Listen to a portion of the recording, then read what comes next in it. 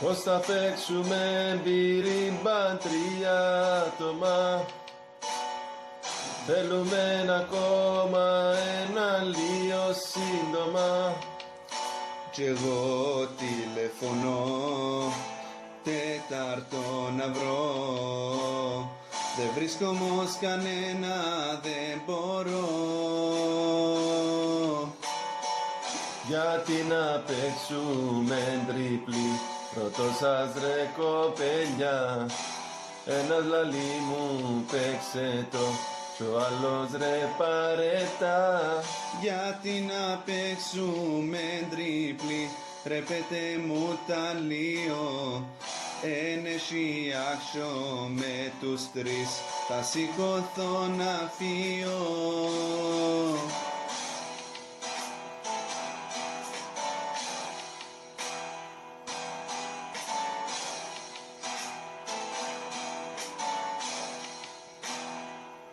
Μάλλον δεν θα παίξουμε μπυρίμπαν τελικά.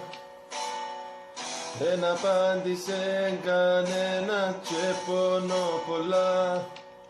Ξανά τηλεφωνώ, τον τέταρτο να βρω.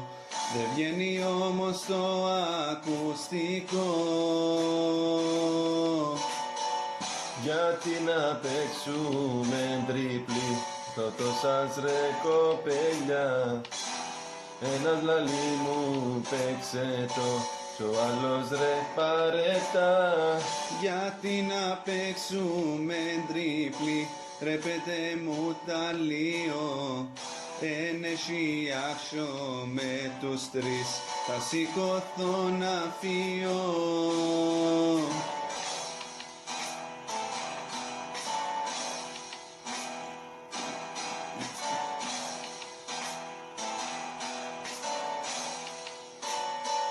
Γιατί να παίξουμε τρίπλη, ρωτώ σας ρε κοπέλια.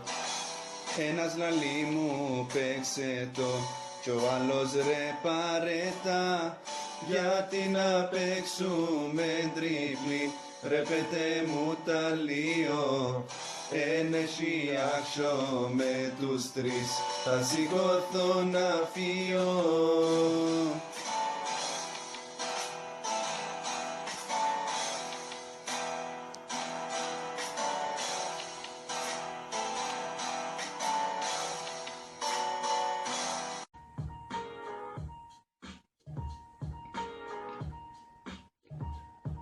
Αν σας άρεσαν τα βίντεο, κάντε like, subscribe, comments.